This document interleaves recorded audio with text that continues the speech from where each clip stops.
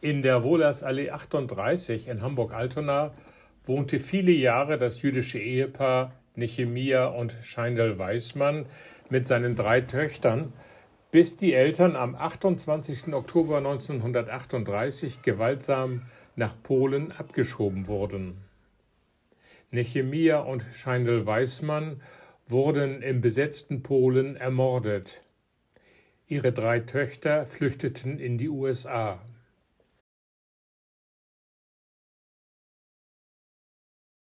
»85 Jahre später, am 28. Oktober 2023, kamen ihre Urgroßenkelinnen Lilly und Aubrey zu ihrem Gedenken nach Hamburg.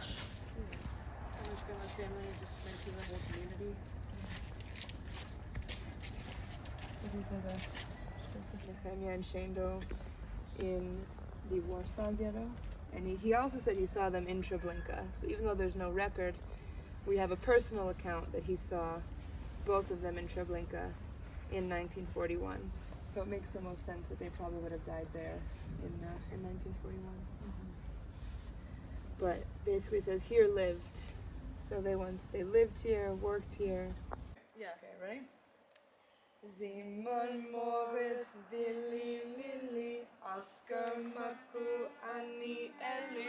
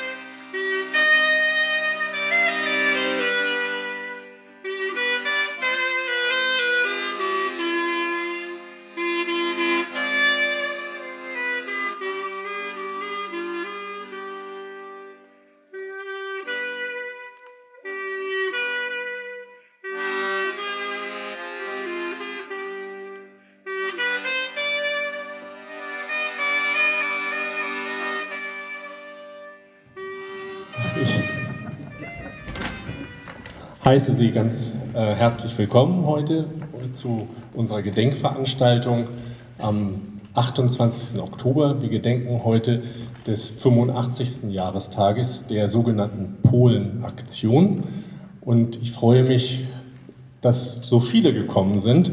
Wir haben wie immer versucht, auch Werbung zu machen und waren ganz dankbar, dass gestern in der Hamburger Morgenpost tatsächlich auch der Aufmacher mit der Geschichte, um die es auch heute gehen soll, versehen war und dann auch das Gedenken heute angekündigt wurde.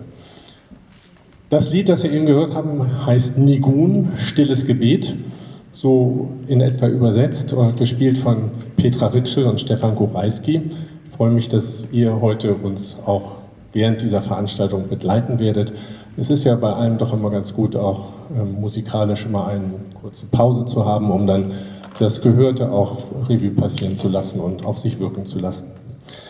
In den frühen Morgenstunden des 28. Oktober 1938 wurden in Hamburg bis zu 1000 polnischstämmige Jüdinnen und Juden verhaftet. Sie waren Bürgerinnen und Bürger, von denen manche schon vor dem Ersten Weltkrieg nach Hamburg gekommen waren und nach Altona. Damals waren Hamburg und Altona, also vor 1937 waren die ja noch getrennt. Eine Pflicht zu einem eigenen Reisedokument ist erst in den 20er Jahren eingeführt worden. Einen deutschen Pass besaßen sie nicht, sodass sie jetzt aufgrund staatlicher Willkür ausgewiesen werden sollten. Dazu wurden sie an unterschiedliche Orte in Hamburg gebracht, auch in diese Halle. Danach wurden sie im Zug zur polnischen Grenze abgeschoben, also von hier dann zum Altonaer Bahnhof und von dort dann mit dem Zug zur polnischen Grenze abgeschoben. Deutschlandweit waren rund 17.000 Menschen betroffen. Die Menschen kamen nach Spasin, einem kleinen polnischen Grenzort. Dort wurden sie in Notunterkünften interniert. Wochen und Monate mussten sie unter elenden Bedingungen verbringen. Jüdische Hilfsorganisationen und vor allem viele polnische jüdische Gemeinden halfen ihnen. Einige kehrten Wochen später nach Hamburg zurück, viele blieben vorerst bei Verwandten in Polen, tauchten nach dem Überfall Deutschlands auf Polen 1939 dort unter, wie etwa der Student Marcel Reich-Reinecke aus Berlin. Andere suchten nach Möglichkeiten der Auswanderung in die USA, in ein anderes europäisches Land oder nach Israel. Jedoch, die meisten von ihnen wurden später in die Konzentrations- und Vernichtungslager deportiert und dort umgebracht. In Hamburg erinnern Stolpersteine an einige von ihnen. Seit 20 Jahren gedenken wir seitens des evangelisch-lutherischen Kirchenkreises, erst Altona, dann Hamburg-West-Südholstein, der Massenausweisung und der abgeschobenen Menschen. Wir wollen daran erinnern, die grauenvolle Vernichtungsgeschichte der Nazis begann mitten im Alltag der Menschen. Ihre barbarischen Aktionen gegen Mitbürgerinnen und Mitbürger verübten sie in aller Öffentlichkeit, nicht zuletzt auch, um alle anderen einzuschüchtern. Widerstand dagegen ist kaum erfolgt. Auch unsere Kirche hat großenteils geschwiegen. Sie hat sich nicht an die Seite der Verfolgten und Ausgegrenzten gestellt, wie es ihr Auftrag war und auch heute ist. Unser Gedenken soll uns daher Mahnung sein, dass dies nie wieder geschehe. Antisemitismus und faschistische Unterdrückung von Menschen und Staaten darf sich nie wieder ereignen. Nie wieder ist jetzt, so habe ich es heute am Hamburger Schauspielhaus gelesen.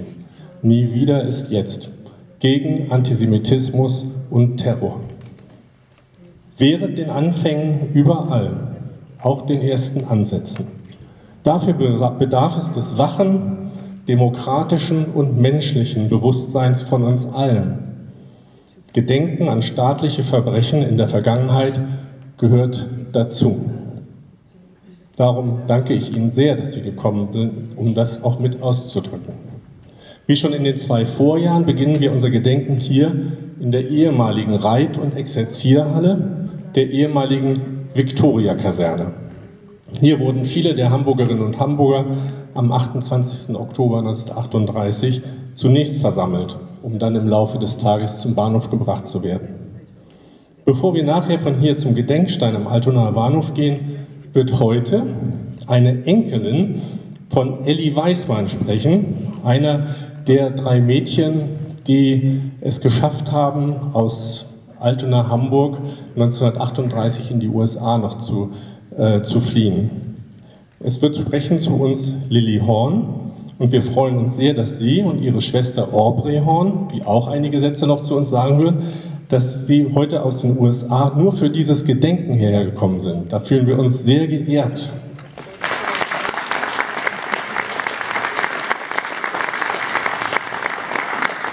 We welcome you in Altona. Your grandma Elli Weissmann lived with her family at Wohlers Allee. Together with her 2 sisters, she succeeded in escaping to relatives in the USA after the Polen Aktion in 1938. But her parents, Nechemiah Norbert Weissmann und Scheindl Sabina Weissmann, were murdered in the occupied Poland later on. Den Kontakt zu ihnen verdanken wir Ingo Wille von der Stolperstein-Initiative Hamburg. In dieser Woche ist der 7000. Stolperstein vom Künstler Gunther Demming vorm Hotel 4 Jahreszeiten verlegt worden. Und Herr Wille, der arbeitet da mit und Ingo Wille, Sie wollen uns noch einmal sagen, wie es überhaupt zu dem Kontakt mit den Horns gekommen ist. Vor dem Haus Wohlers Allee 38, nicht weit von hier, liegen 11 Stolpersteine, die an frühere Bewohnerinnen und Bewohner des Hauses erinnern. Sie alle wurden am 28. Oktober 1938 mit der Polizei aus ihren Wohnungen geholt und mussten bis zum Abend wahrscheinlich hier in der früheren Reithalle warten. Sie wurden dann, wie wir gerade gehört haben, mit der Deutschen Reichsbahn an die polnische Grenze transportiert und anschließend mit Zwang über die Grenze nach Polen getrieben. 2 dieser Stolpersteine in der Wohlersallee erinnern an Nechemiah und Scheindl Weissmann. Deren Urgroßenkelin Lilly Horn war schon 2018 bei der Stolpersteinverlegung in der Wohlersallee dabei. Etwa 2021 habe ich begonnen, die Lebensgeschichten von Nechemiah und Scheindl Weissmann tiefer zu erforschen, und so habe ich Lilly Horn kennengelernt. Ich freue mich sehr, dass Sie heute hier zusammen mit Ihrer Schwester Aubrey aus den USA zu uns gekommen sind, um mit uns der Gewalttaten vom 28. Oktober 1938, insbesondere aber ihrer Urgroßeltern, zu gedenken. Ich wollte auch Lillys und Aubreys Cousinen Rachel und Emma Gutmann sowie die Freundin Rachel Seltun aus Tel Aviv begrüßen hier an dieser Stelle, die zu dieser Gedenkveranstaltung eigentlich auch kommen wollten. Das Massaker und die Kriegssituation in Israel und Palästina haben das verhindert. Es ist wieder wie immer. Die unbeteiligten Unschuldigen auf beiden Seiten werden am meisten zu leiden haben, und die Geiseln, die Kinder und auch die friedlichen Menschen sind wie immer die Opfer. Vielen Dank.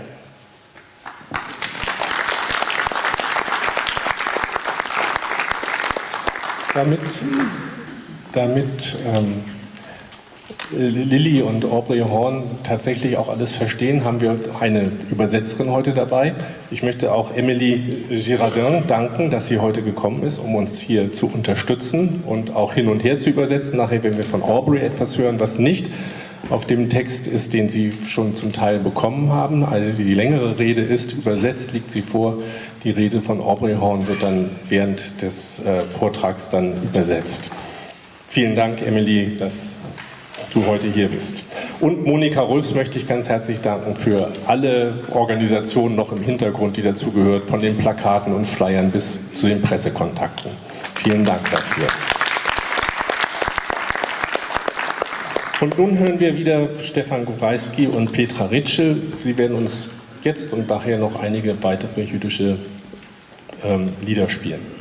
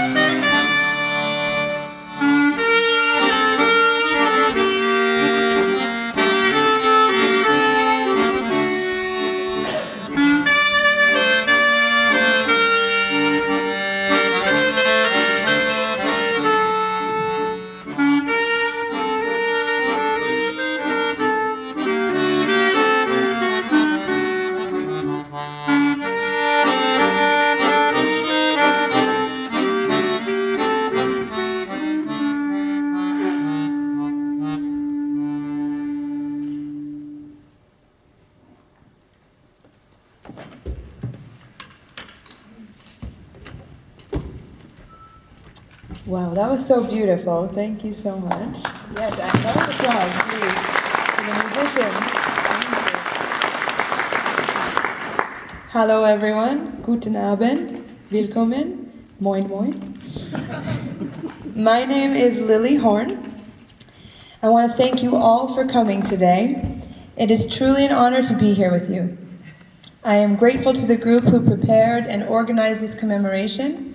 On behalf of all of them, I would like to mention Oktober from Hamburg West Südholstein Church District and Ingo Willi from the Stolperstein Initiative. I know many others have contributed to this event, and I would like to thank them as well. I want to thank my sister Aubrey Horn, who came with me from the United States. And today I am dedicating my speech to Rachel, Emma, and Rachel, our dear cousins and dear friend who were supposed to come from Tel Aviv today, but couldn't because of the ongoing humanitarian crisis and war. We love you, Rachel, Emma, and Rachel, and we wish you could have been here with us. We have gathered today with a diverse array of experiences, perspectives, and emotions. Amid our diversity, there is a common thread that weaves us together. The world is hurting. It comes out differently for each of us. Humanity and hope are both a question and an answer to the excruciating pain and the fears we are facing. Hope and humanity are radical commitments in a time of war. It is not easy to connect with people who may be different from you in a time of war, to practice listening, to stay curious, to offer the gift of connection. It is not easy to imagine future peace, but we must. I want to honor the miracles I've seen. Gathering here today, for example, is a miracle. I have been suffering silently about what's happening in Israel and Palestine, and I appreciate this opportunity very much to speak for myself and to speak for my great-grandparents who were forcibly gathered in this exact room here 85 years ago today. Before we talk about the lives of Jewish people 85 years ago here in Germany, we must talk about the massacre that happened in Israel just 20 days ago. I have never felt more connected to my grandmother than I do right now. In 1945, my grandmother used to go to the Red Cross in New York City to look for names of the dead that she recognized. I am doing that every day now online. I knew people that were murdered at the Nova Music Festival, and I recently learned that a friend survived that festival, but was tortured by Hamas and is now missing a leg. The trauma and grief are unbearable. The human loss across the Holy Land is devastating. Thousands of Israelis and thousands of Palestinians have been killed. American, British, Nepali, French, German, Thai nationals, Bedouin, and Druze people are among them. 200 Israelis are still being held hostage right now. Conditions and death toll only seem to be worsening. I spoke about this shared grief with my friends Ora and Ihab. They are a married couple in Jaffa who run a multicultural kindergarten. Ora is a Jewish Israeli woman and Ihab is a Muslim Palestinian man. Speaking to them always gives me hope for the future. They said, "One must remember we are all human beings. There are few wars going on at the same time. The first one is what is obvious to see. People are being killed. The second is the war about our consciousness. Who is pulling more attention from the world and the media, and who is a bigger victim? This is very dangerous for everyone. All of us deserve peace. It is not the purpose of our being to kill one another.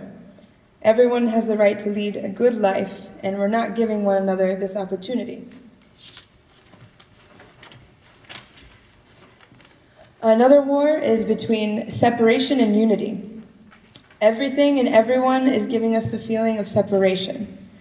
They told me, "Don't fall for that. Be there for each other now. Comfort your Jewish friends, comfort your Arab friends.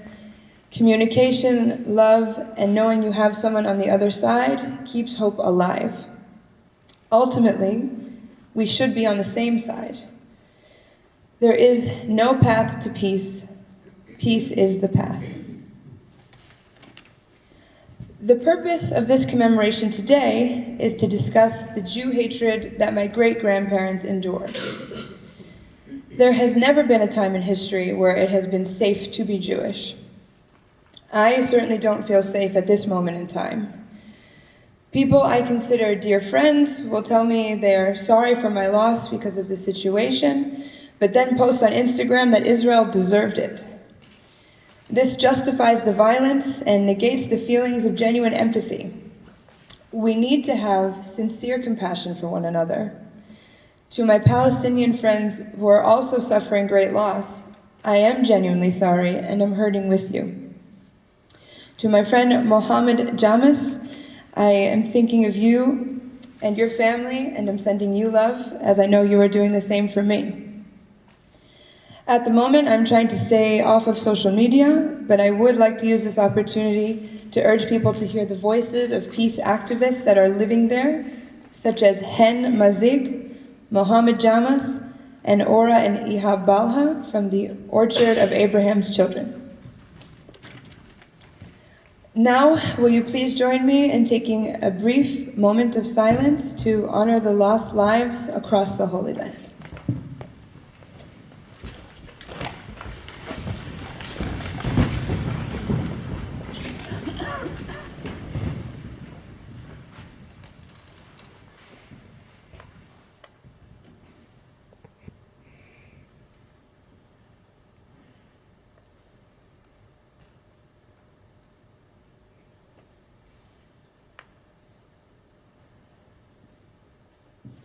Thank you very much. You may be seated.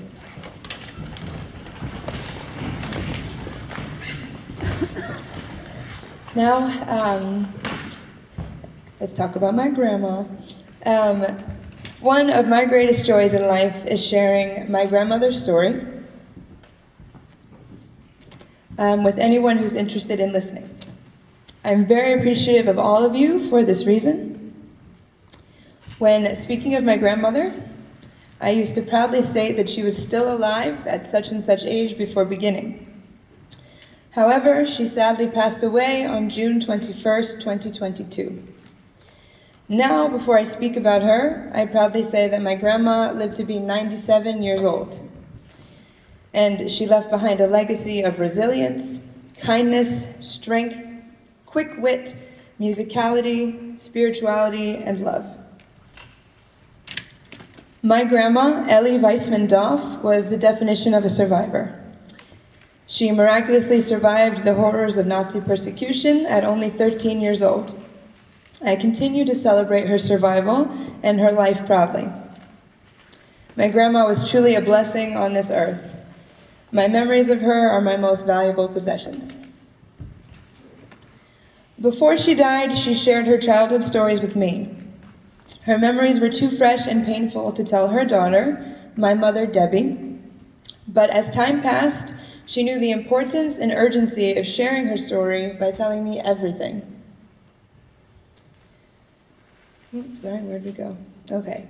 I also have an inquisitive mind and interviewed her for every school project and recorded as many phone calls with her as possible because I was always aware that time with her was precious. My grandmother's memory was sharp even at 97. She could recall that she lived on Wohlers Allee 38 here in Altona, Hamburg. She remembered walking 30 minutes to school through the rain, sun, and snow. She would lace up her black leather boots and would often run the whole way if she was late. She attended Israelitische Toasterschule with her sisters Lily and Annie. Her brothers attended the Talmud Torah School for Boys. Education was very important to the Weissmann family. A 1 in Germany was the best you could get. I've seen many of their report cards from the 1930s that all read Eins sehr gut, or 1 very good. My grandma Ellie was the youngest of 8 children. Their names were Simon, Moritz, Willi, Lili, Oscar, Maku, Anni, and Ellie.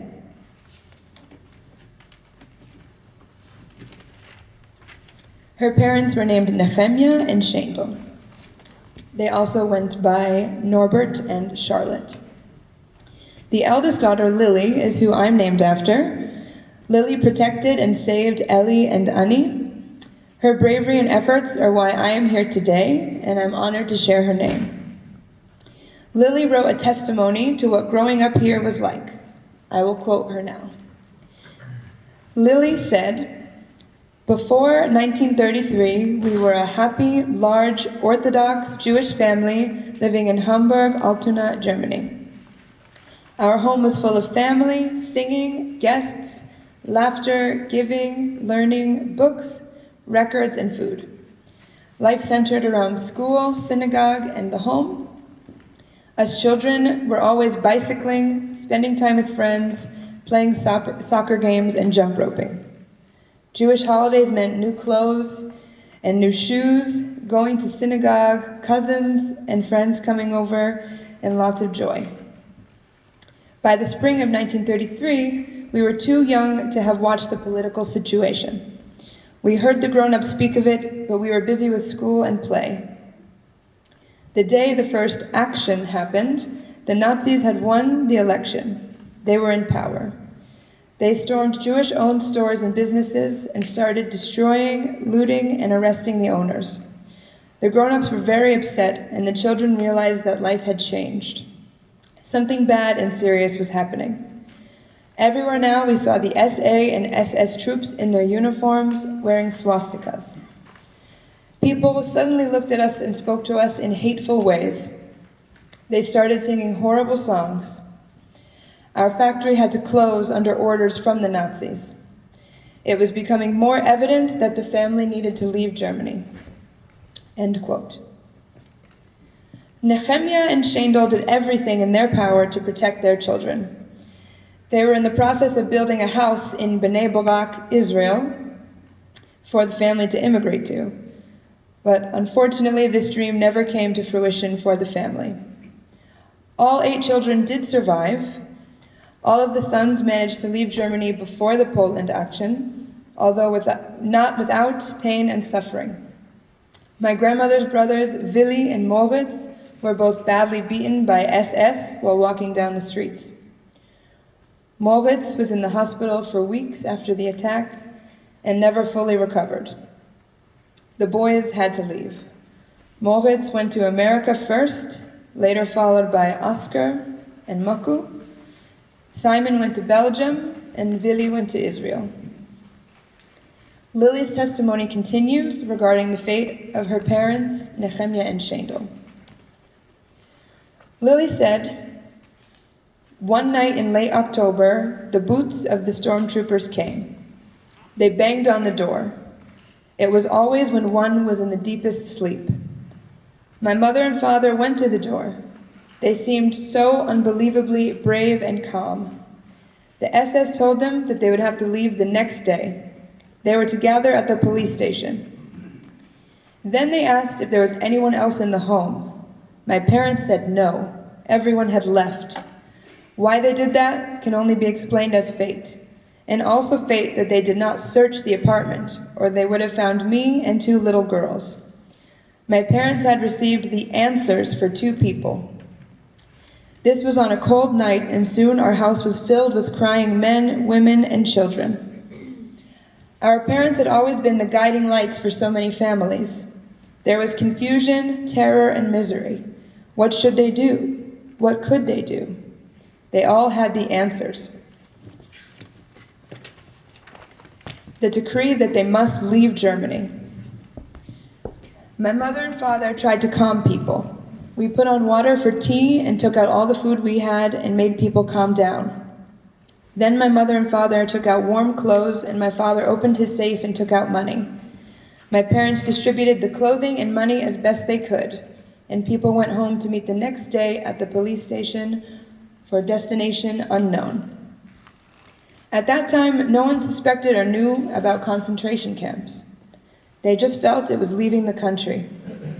There was panic, of course, but not as terrible as it would have been later, like in 1940 through 44, when people knew they were going to certain death, destruction, and torture. End quote. Before Nechemiah and Scheindl were deported, their dear family friend, Danish man Hans Nielsen, took the girls to the train station where they could see their parents and where they could see them. Lily took on a fake name, Fräulein Erika, to not create suspicion as they were being watched.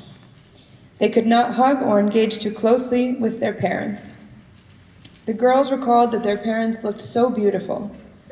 They glanced at each other and were not allowed to cry.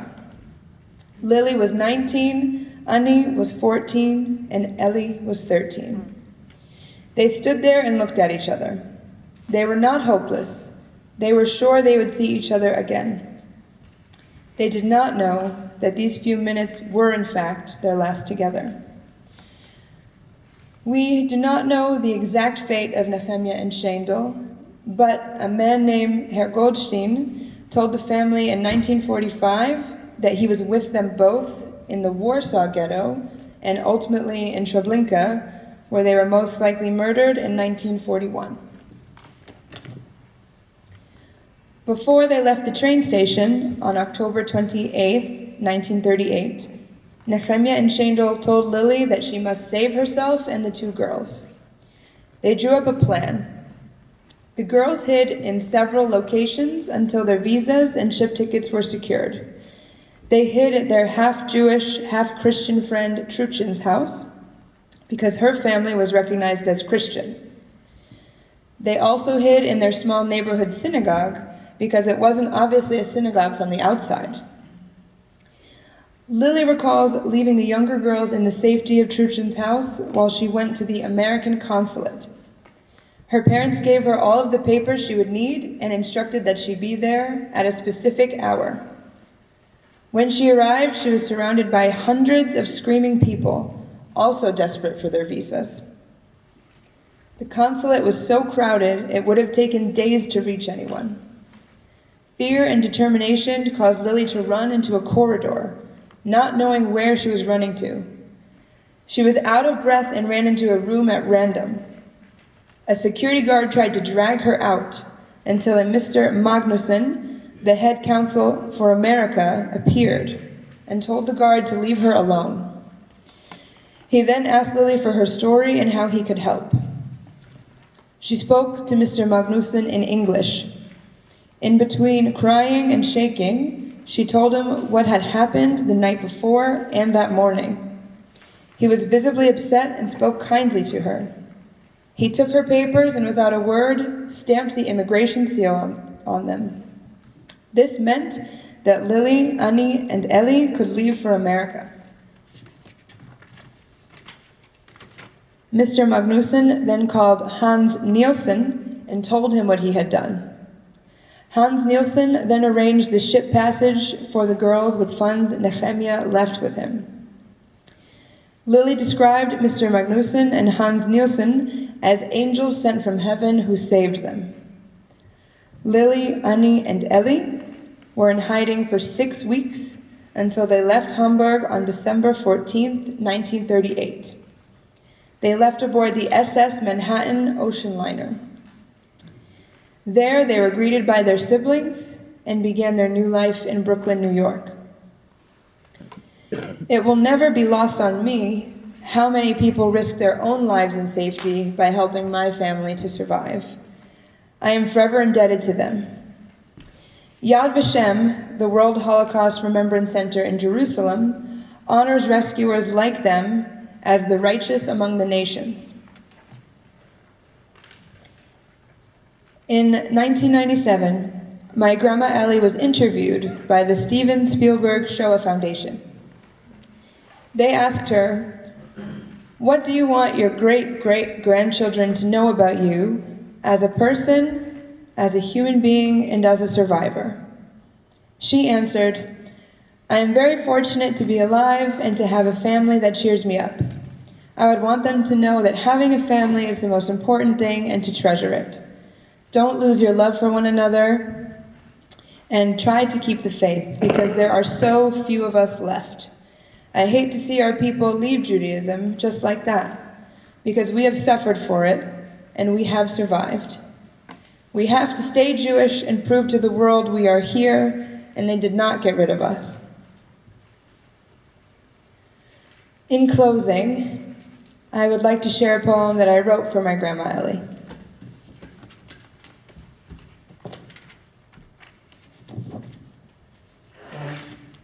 It's called A Woman of Many Names. She is a woman of many names. Birth name, Sarah Clara Weissmann. Hebrew name, Sora Elka bat Scheindl. Family nickname, Sorelkala. American name, Ellie. Name I refer to, Grandma. Her name change reflects her life change. With change came unimaginable pain. Forced separation from her parents at the hands of Nazi soldiers, forced evacuation from a country she used to call home.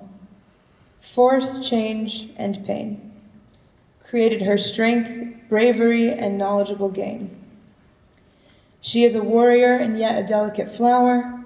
She is witty, charming, and kind. She is devoted to education and family, and I am devoted to her. I wear her malachite necklace proudly, a small stone crafted in Israel. Its cracks are a result of the life it has seen. The chain is rusting, yet it holds together around my neck, a symbol of undying love. Thank you.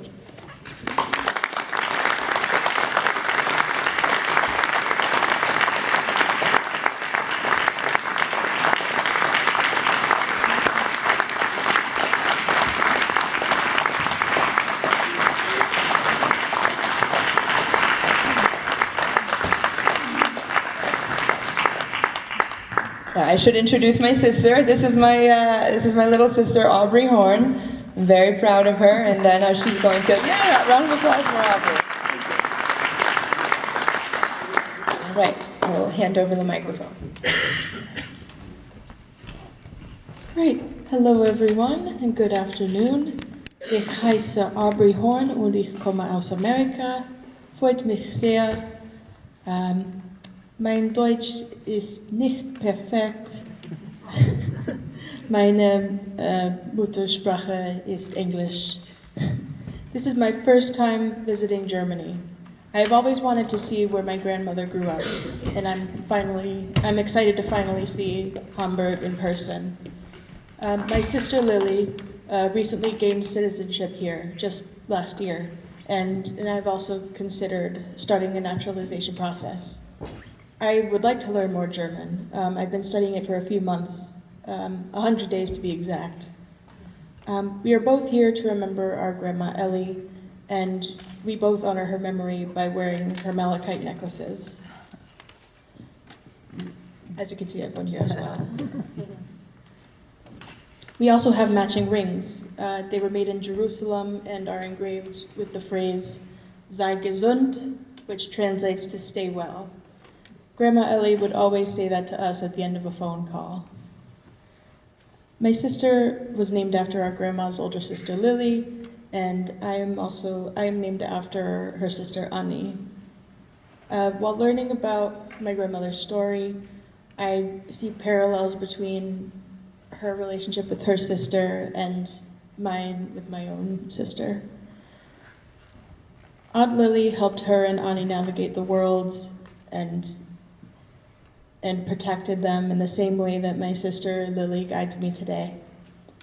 And of course, I miss my grandmother very much. I wish I had gotten to know her better. I hope that this trip will help me understand her perspective and allow me to connect with her on a much deeper level. And one last thing, Grandma Ellie loved the Broadway musical Fiddler on the Roof.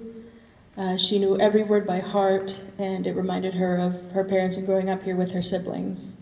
One of my last memories of her was seeing her sing her favorite song from the musical, which was called To Life. It goes, cheers to good health and happiness, to life, to life, l'chaim. L'chaim auf das Leben, to you all. Thank you and Dankeschön.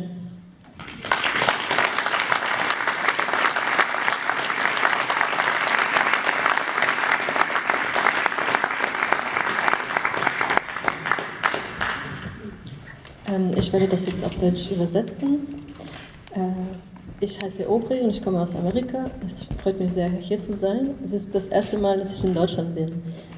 Ich wollte immer sehen, wo meine Großmutter aufgewachsen ist. Und ich bin sehr froh, endlich Hamburg persönlich kennenzulernen. Meine Schwester Lilly hat vor kurzem die deutsche Staatsbürgerschaft bekommen und ich möchte auch gerne den Prozess für die Einbürgerung starten. Ich möchte mehr Deutsch lernen. Ich lerne schon Deutsch seit 100 Tagen jetzt und meine Muttersprache ist ja Englisch. Wir sind beide hier, um unsere Großmutter Elli zu bedenken und wir ehren ihre Erinnerung, indem wir ihre Halsketten aus Malachit tragen. Wir haben auch dazu die passenden Ringe. Sie wurden in Jerusalem gemacht und sie sind eingraviert mit dem Satz, sei gesund, was auf Englisch heißt, stay well. Großmutter Elli würde das immer am Ende jeden Anrufs dann auch sagen. Meine Schwester wurde nach dem Namen der älteren Schwester unserer Großmutter genannt, Lilly, und ich auf eine Art und Weise bin benannt nach ihrer Schwester Annie. Als ich gelernt habe über die Geschichte meiner Großmutter, konnte ich Parallelen zwischen ihrer Schwesterschaft und meine eigene Schwesterschaft sehen. Tante Lilly hat Elli und Annie geholfen, die Welt zu navigieren, auf der gleichen Art und Weise, wie meine Schwester Lilly das für mich heute macht. Natürlich vermisse ich meine Großmutter. Ich wünsche mir, ich hätte sie besser kennengelernt. Ich hoffe, dass diese Reise mir helfen wird, ihre Perspektive besser zu verstehen und wird mir ermöglichen, auf eine tiefere Art und Weise mich mit ihr zu verbinden. Großmutter Elli liebte das Broadway-Musical Fiddler on the Roof. Sie wusste jedes Wort auswendig. Es erinnerte ihr an ihre eigenen Eltern und an das Anwachsen hier mit ihren Geschwistern. Ihr Lieblingslied war benannt an das Leben. Und es heißt Cheers, also auf Gesundheit und Glück, auf das Leben, L'chaim. L'chaim, auf das Leben für euch alle. Dankeschön.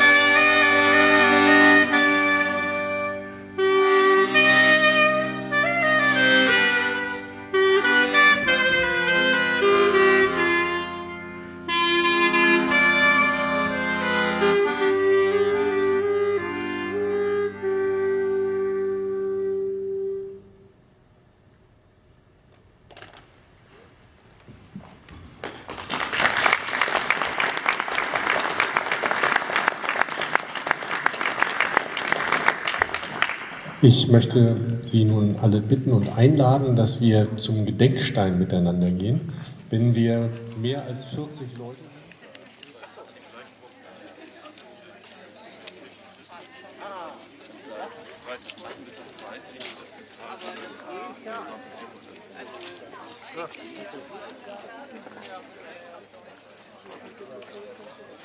Ja, ich bin